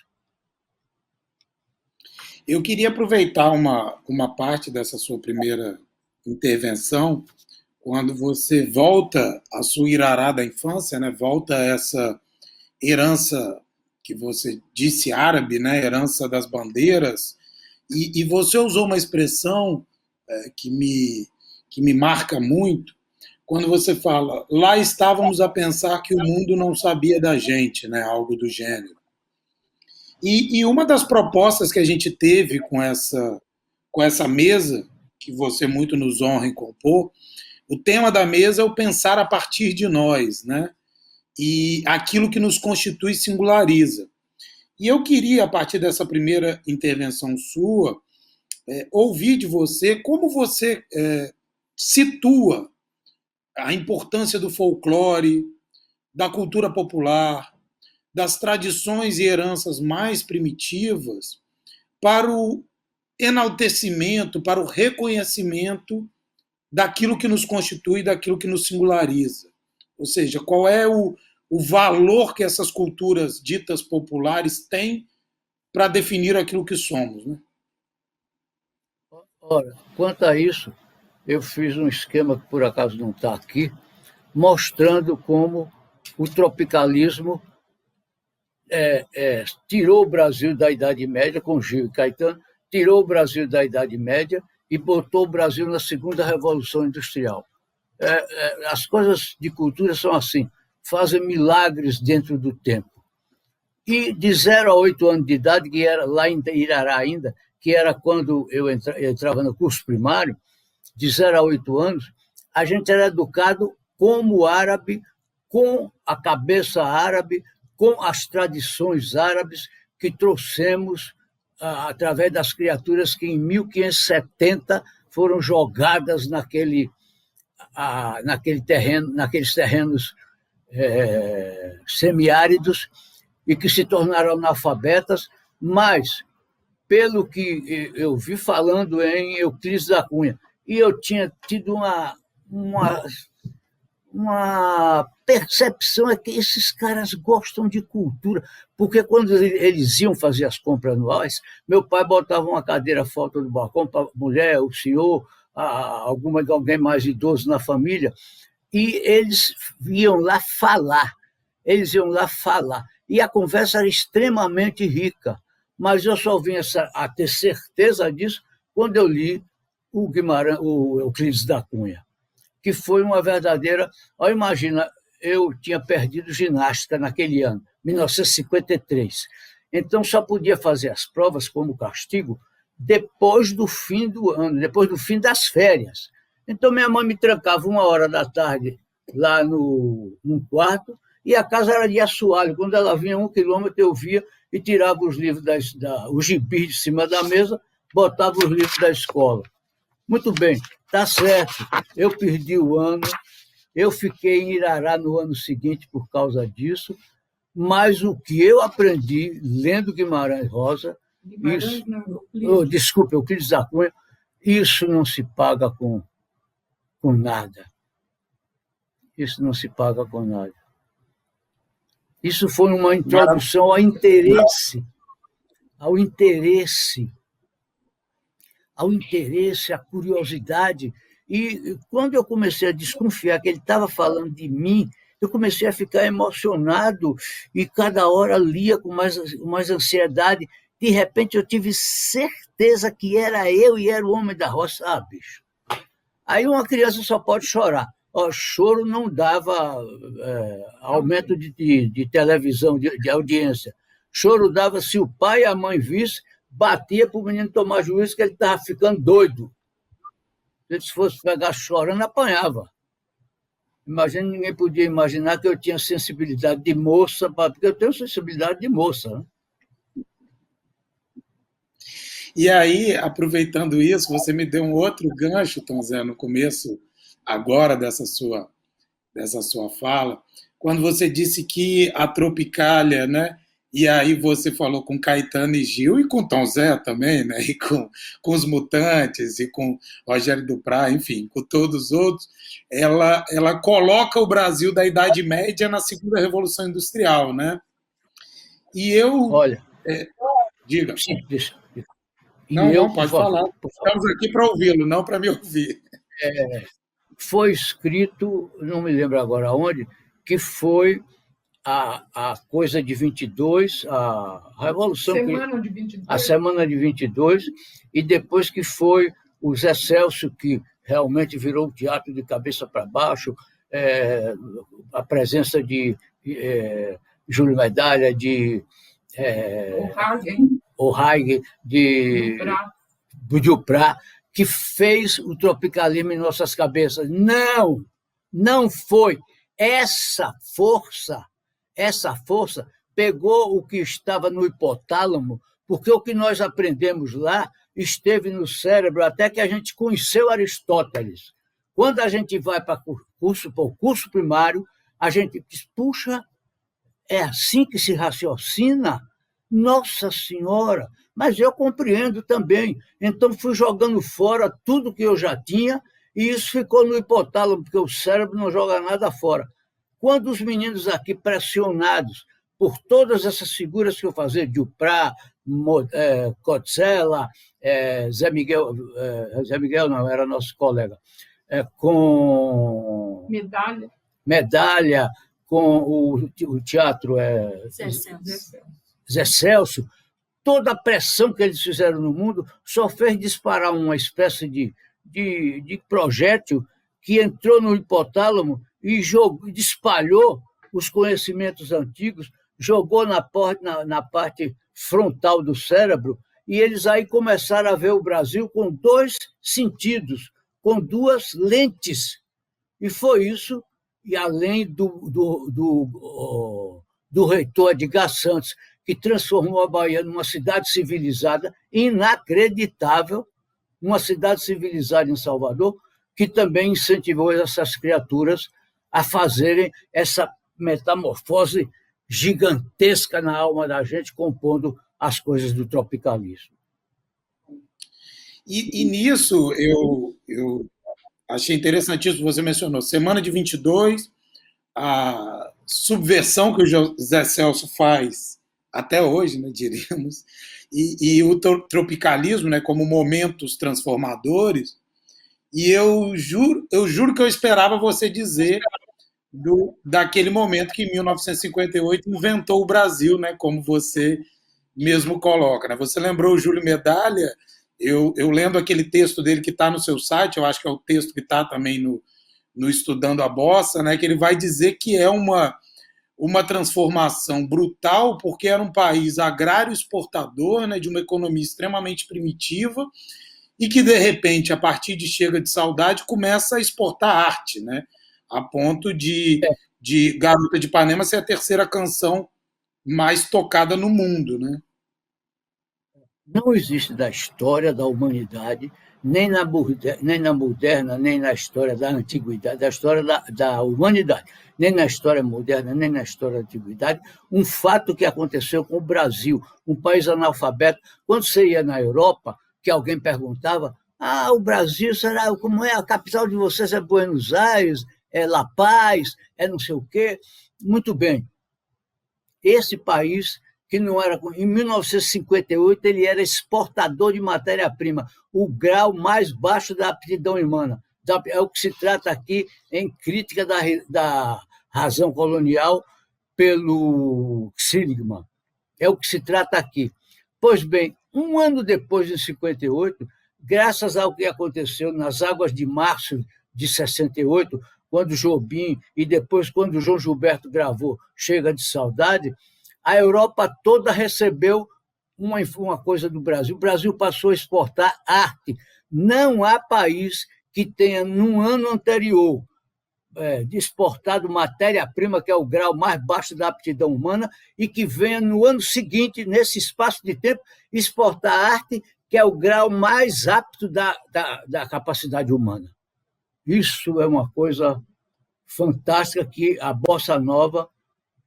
E não tenha dúvida não, querido, deixa eu dizer logo uma coisa, o tropicalismo depois, e ainda mais vou lhe dizer, o rock dos anos 70 e os meninos que fazem hoje pop, não sei que punk, não sei que funk, não sei que corre para aqui, corre para lá, são muito bons. Eu fico admirado quando ouço eles. Eu fico admirado. Eu tenho paixão por eles. Os amigos me mandam os discos dessas bandas novas, né? É claro que tem chanchada pra caramba, né?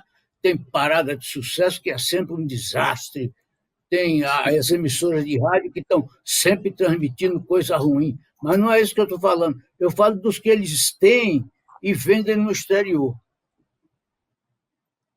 E aí, ainda aproveitando isso, né, que o Júlio Medalha escreve no seu site, comentando sobre Estudando a Bossa, me vem uma outra ideia que eu queria te ouvir, né? Nós temos, aparentemente, uma grande dificuldade de reconhecer esses nossos enormes valores, né?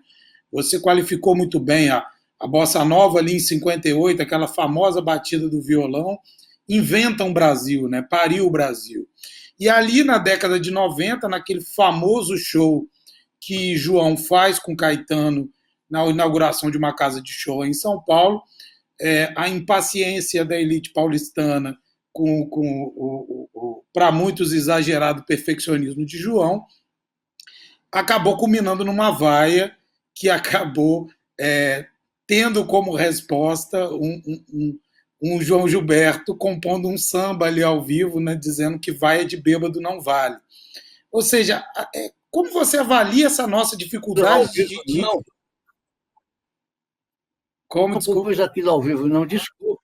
Eu compus em casa. Não você, mas João, na hora, naquele dia do show, ele toma uma vai, ele estava fazendo um show com o Caetano faz um discurso, Isso. vocês estão vaiando, aí João pega o violão e começa, vai de bêbado, não vale, e tal. Então, assim, Isso? a minha provocação teve. E a minha Que provocação maravilha. É por isso que eu botei no texto da canção Viva Vaia, seu Augusto, Viva Vaia, seu João, porque é Augusto quem tem um poema Viva Vaia, né? Augusto de Campos. E por que essa nossa dificuldade de reconhecer, enaltecer isso que o mundo inteiro reconhece, o mundo inteiro valoriza, o mundo inteiro conhece? Eu me lembro uma vez eu estando na Europa, eu num balcão de um bar em Paris, o cara reconheceu, falou, você é estrangeiro? Eu falei, sou brasileiro. Ele, você conhece Tom Zé? Você conhece tal músico? Um francês que tinha vindo para o Brasil, morou aqui 2 anos, encantado com a sua música, e coisa que muitas vezes brasileiros não valorizam, não reconhecem, não dão o devido mérito a essas pérolas e esses diamantes que são tão presentes na nossa cultura e nas nossas vidas. Melhor do que eu, tem uma coisa geral. A Universidade de Londres, a London University, tem uma escola chamada King's College. Já existia um centro de estudos da cultura latino-americana. Depois que as canções brasileiras fizeram a bossa nova, algumas coisas depois, eles resolveram fundar um Connect Center chamado de Estudo da Cultura Brasileira. E a principal fonte de pesquisa e de informação é a canção brasileira. Meu Deus do céu, a gente não reconhece aqui uma coisa que o mundo todo dá tal importância. Um centro de estudos na London University, onde a canção brasileira é o objeto de pesquisa da vida da civilização brasileira, o que eles chamam de civilização brasileira. Algo que é muito caro para mim, em termos de estudos, e para o Márcio também. Oi, desculpa. Sim, e desculpa interromper você, amor, mas vocês hoje deram de uma maneira muito mais forte para nós um paraquedas colorido, porque eu vou me amarrar nele, subir um pouco para poder estudar o Seligman e depois posso descer em qualquer lugar. E assim, eu estava então falando com você que isso acaba remetendo a gente a esse grave problema de memória que nós temos nesse país, né? E infelizmente tanto a memória das coisas maravilhosas, riquíssimas e interessantíssimas que nos fazem ser o que somos, né, ao ponto de nós aceitarmos passivamente, por exemplo, tratando de algo da cultura popular brasileira, que se vem a dizer no mundo que existe um jogador de futebol melhor que Pelé, né? Isso é uma das mais evidentes demonstrações da dificuldade de termos memória. Como das coisas ruins, né? Como, desculpa? Tudo bom. Cada país torce para o seu, pode vir. Cada país torce para o seu.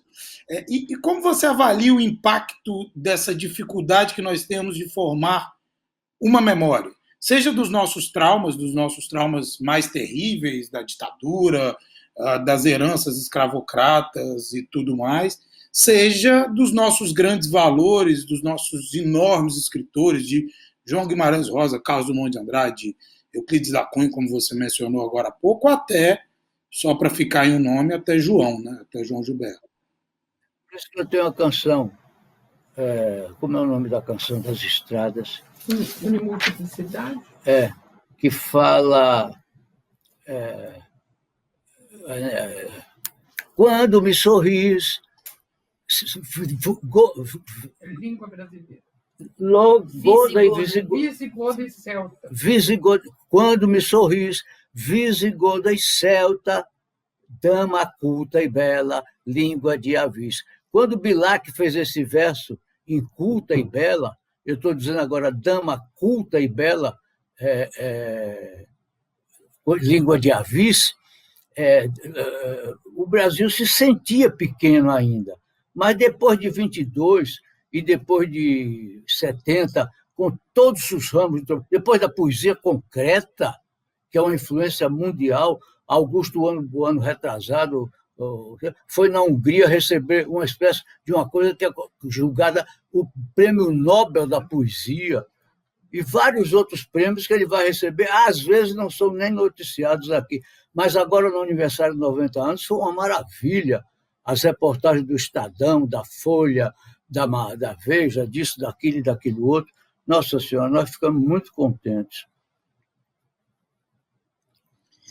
Eu queria te perguntar se você tem algo que remeteria à sua participação no festival, que você gostaria de trazer, antes de chamar o Márcio para conversa com a gente, fazer um bate-papo aí nesses 20 e poucos minutos que ainda temos aqui juntos, aproveitar essa comunhão e esse encontro tão especial e tão único. Bom, a coisa principal minha que teve no festival, como forma de arte consistente, foi a parceria com Rita Lee, 2001. Astronauta libertado, minha vida me ultrapassa em qualquer rota que eu faça, que, por sinal, é lindamente cantada como música caipira. São Paulo, meu amor, foi uma grande jogada. Eu reconheço que as pessoas... Foi assim, no dia 21 de abril de 1968, eu morava numa pensão aqui na Conselheiro Brotero. Eu saí a pé, chegou na Alameda Barros, eu caminhei uns 20 metros, e tinha numa banca de jornal no meio do quarteirão uma manchete do jornal Notícias Populares. Prostitutas invadem o centro da cidade. Eu estava tremendo de frio, comecei a tremer de emoção. Muito bem. Naquela hora eu fiz o esquema da Rua de São Paulo, meu amor, que era uma canção importante e criativa e interessante naquele tempo. Hoje envelheceu, não tenho nada com isso, continuei fazendo música. Mas, primeiro eu fiquei com vergonha de botar no festival. Fui na casa de Augusto Boal e, por acaso, cantei essa música. Ele disse, por que você não bota essa no festival? Eu botei, ganhou o festival.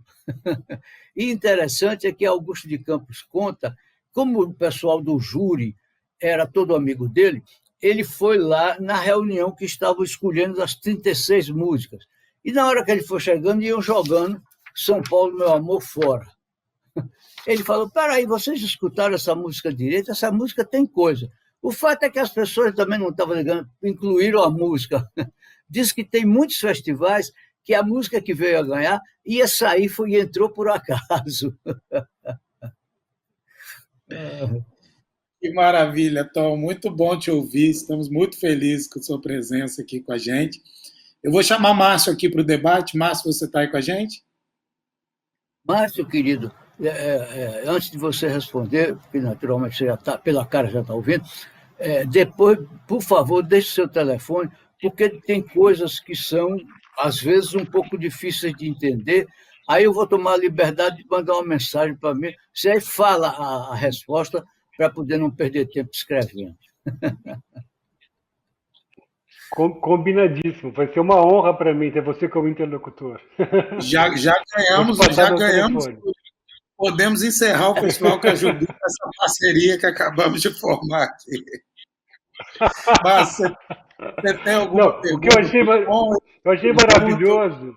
Não, eu achei maravilhoso, Antônio, como eu falei, a ideia de vocês de juntar, né? Quer dizer, é a primeira vez na minha vida que eu estou do lado de uma estrela de primeira grandeza no MPB, que eu admirei a vida inteira e admiro muito, né, que me dá um prazer enorme pela inteligência, pela capacidade irônica e esse elemento que tem realmente na Tropicália, que é uma coisa, né, antropofágica, né, essa produção incessante, né, dessa cultura que nega qualquer ideia de essencialismo e que produz essa coisa que é e muito necessária hoje. Eu acho que tem uma atualidade absurda, né? O Tom Zé falou que tem uma música aí, Paulo, o amor não é atual. Acho que não tem nada teu que não seja atual. As tuas músicas a gente escuta, a gente realmente a vibração delas e tua, né? Tua força, né? Você tem uma força assim que é absolutamente preciosa e fenomenal. Né? É um prazer e uma honra para mim estar aqui Bom, dividindo esse espaço com bom, vocês. Tá? soltaram até o cachorro novamente aí. Márcio, Mas sobre o que você falou, desculpa, tá cortando? Não, pode falar, fica à vontade. Eu ia te fazer uma pergunta, mas fica à vontade. Fala, a palavra está com você. Ah, tá, não, é que para mim está cortando um pouco o que você está falando, Antônio. Não, eu só queria dizer que eu achei bonito, que teve uma complementaridade interessante, porque, evidentemente, eu falei a partir do nosso presente, né, dessa situação dramática que o Brasil vive, onde se sobrepõe um drama político, né, o que aconteceu no Brasil aí desde 2016, essa pandemia. A tentativa de fazer, então, uma reflexão crítica a partir disso.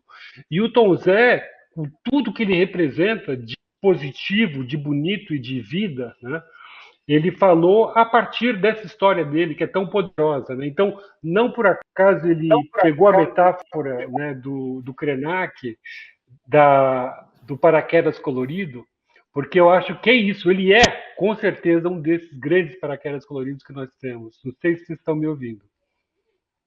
Sem dúvida. Estou sim, estou ouvindo sim, perfeitamente. Obrigado, querido. Foguetes. Eu vou na rua tocar um foguete. Ô, Márcio, eu queria aproveitar a sua lembrança do Krenak aí para te perguntar o seguinte.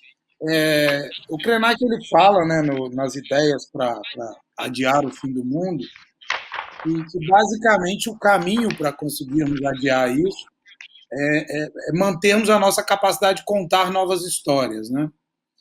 E eu queria ouvir de você a importância que você atribui à memória política para a ruptura com esse cortejo triunfante, né, da empresa colonial rumo ao fim para nós, né? Como você bem colocou, o Krenak afirma que esse fim começou em 1500, né? Então, qual a importância disso, que inclusive eu provoquei o Tom Zé agora na fala dele agora, da afirmação efetiva da construção dessa memória política para isso?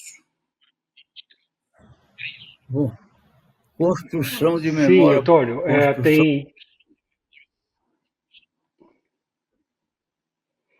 tem tudo a ver essa lembrança que você faz das posições do Krenak, essa questão de outras narrativas, de outras histórias, né,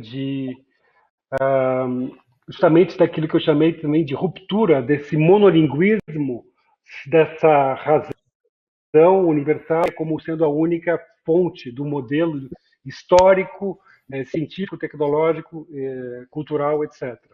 Então, ele faz isso, assim como o Davi Copenau, né, também, novamente, com uma ironia cortante, muito interessante, como ele consegue perceber os pés de barro dessa cultura arrogante, né, eurocêntrica.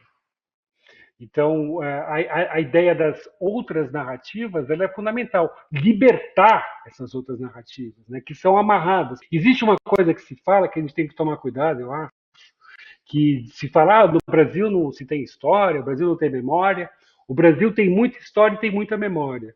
Aqui, assim como acontece muitas vezes, como você estava comentando, Antônio, na música, na cultura de modo geral, existe um afogamento de certas manifestações, de certas narrativas, e uma iluminação só num cantinho. Só que a gente tem uma riqueza gigantesca. Né? Isso que eu acho maravilhoso no Tom, que ele mostra esses mil tons, né, geniais aí da nossa cultura, da nossa história. Né?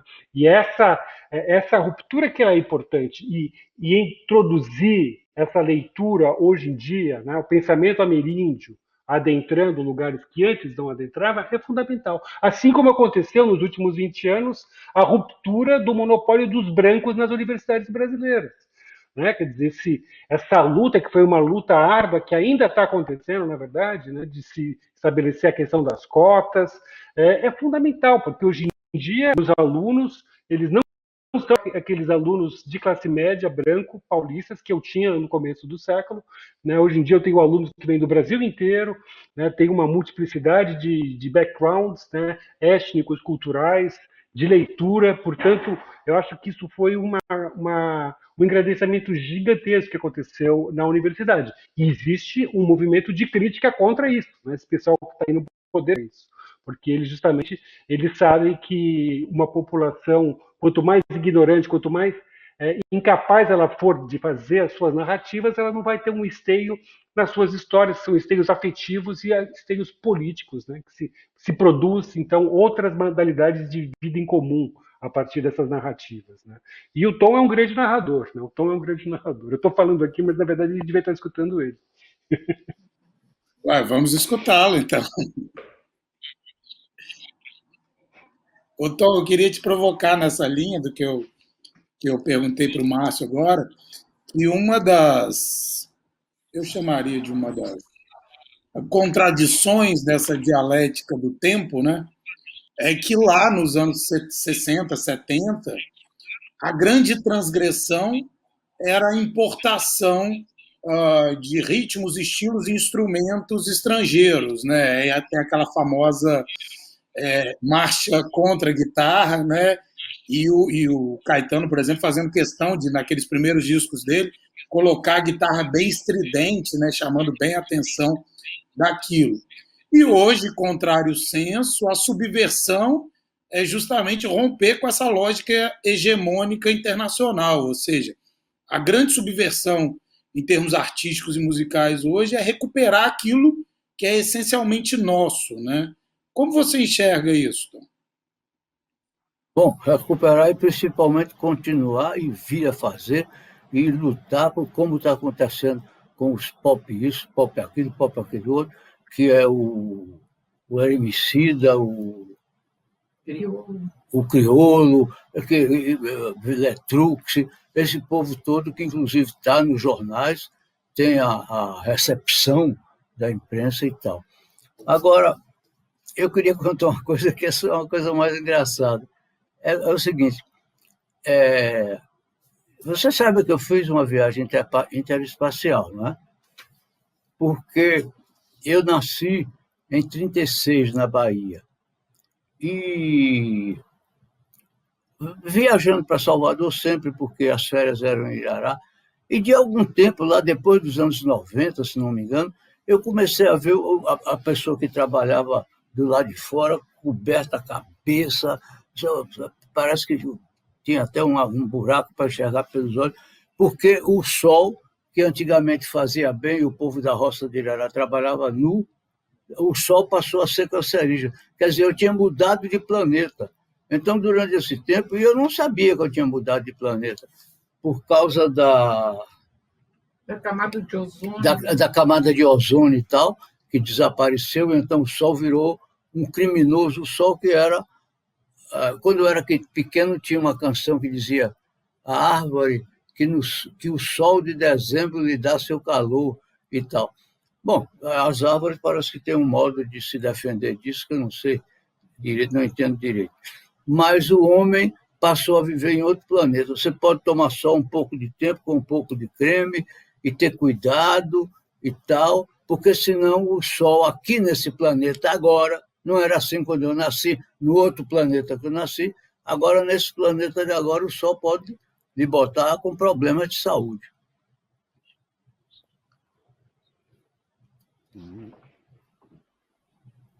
Então, eu queria mais uma vez te ouvir, talvez pelo tempo numa última intervenção, até que ponto, nesse momento tão difícil, né, que nos encontramos, nesse ano tão transformador em uma série de sentidos, né, que foi esse ano passado e que vem ainda trazendo os seus rescaldos, né, trazendo as suas consequências até hoje, mas eu vou me permitir ir para o campo pessoal agora, conversar com o meu xará, Antônio, também, e te perguntar a partir de uma das suas músicas que mais me toca, não só na sua gravação, especialmente na voz lindíssima da Mônica Salmazo, né? E eu queria saber de você até que ponto ainda é possível a gente sonhar que amanhã a felicidade vai desabar sobre os homens. Não, veja bem, teve uma cidade do interior dos Estados Unidos, porque David Byrne pedia para botar a data na canção. E eu coloquei lá 1968, parece. Porque a ditadura da 1974. E então, aqui no Brasil, tinha aquele negócio, ame-o ou deixe-o. Tinha uma propaganda do milagre brasileiro.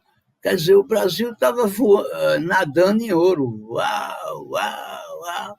Todo mundo, então, a felicidade estava desabando sobre os homens, quem não gostasse de felicidade, que fosse embora. E menina, ela mete medo, menina, ela fecha a porta, menina não tem saída, de cima, de bando ou de lado, menina, olhe para frente, ô menina, todo cuidado, não queira dormir no ponto, segura o jogo, atenção, de manhã. Menina, amanhã de manhã, quando a gente acordar, quero te dizer. E tem um negócio da poesia concreta, que vai diminuindo a frase. Menina, amanhã de manhã, quero te dizer. Depois, menina, amanhã.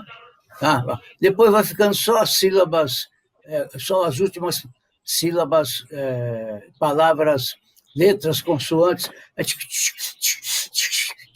que acaba numa coisa de sexualidade. Maravilhoso, Tom. Eu queria muito agradecer. Márcio, você tem alguma última provocação ao nosso ilustre convidado de hoje? Aproveitar essa rara chance de estar com ele. Se bem que você agora é um privilegiado, então, confortável, que ele vai te ligar, vai te fazer perguntas. Então... Exatamente isso. Agora eu vou me tornar amigo do Tom de telefone, que para mim é uma enorme honra. Né? E tenho um monte de pergunta para te fazer também, viu? Não acha que é só você que vai fazer pergunta, não. É isso, eu queria agradecer novamente para você. Sim, sim. O Antônio vai passar, o Antônio passa. Forte abraço. Então, forte abraço. Eu vou me despedir de vocês dois. Márcio, querido, muito, muito obrigado mesmo. Desde o primeiro momento, você ter abraçado o nosso projeto, aceitado o nosso convite. Você sabe a alegria que eu tenho de trabalhar com você, estar com você nesses espaços, e mais uma vez eu confirmo isso. Sou muito grato e eternamente à sua generosidade por isso. E Tom Zé, não é todo dia que a gente tem a honra de falar com o ídolo, né? E a alegria de depois de 2 semanas praticamente só ouvindo o Tom Zé, lendo o Tom Zé, vendo o Tom Zé, poder estar falando com o Tom Zé é indescritível. Eu queria dizer também a grande honra e o grande prazer que foi ter você aqui com a gente hoje. E lembrando que o Tom Zé mencionou, né, dentre esses grandes nomes da arte recente, da música, né, pop brasileira recente, ele falou no Emicida, ele falou no Criolo, e ele falou na Letrux, que vai estar no nosso último dia aqui do Festival Cajubi, vai estar na última das apresentações musicais. Queria, do fundo do coração, agradecer muito a vocês dois por estarem aqui com a gente. Convidar não só vocês, como todos que estão com a gente aqui, a continuarem com a gente nos próximos 2 dias, continuarem na sequência do festival, né? Lembrando, eu falei mais cedo na apresentação, amanhã nós vamos ter uma mesa com 2 falas magistrais. O tema da mesa é o sujeito em posse da sua história, em posse da sua narrativa, com o Tiganá Santana, grande músico, grande pensador, inclusive com 2 belíssimos discos lançados agora em 2020, professor, intelectual da teoria das letras, inclusive, Márcio. Não sei se o conhece, mas recomendo muito, doutor pela USP, acompanhado na mesa do grande Luiz Antônio Simas, que tem se tornado um dos mais influentes e importantes intelectuais brasileiros, aí recente, né, participando nas mais diversas mídias, nos mais diversos assuntos e tentando muito fortemente recuperar aquilo que ele chama de brasilidades, né? Na sequência dessas 2 falas, e na verdade da fala do Simas, nós vamos ter uma apresentação musical do Tiganá Santana e amanhã o filme da Coraci Ruiz, O Limiar.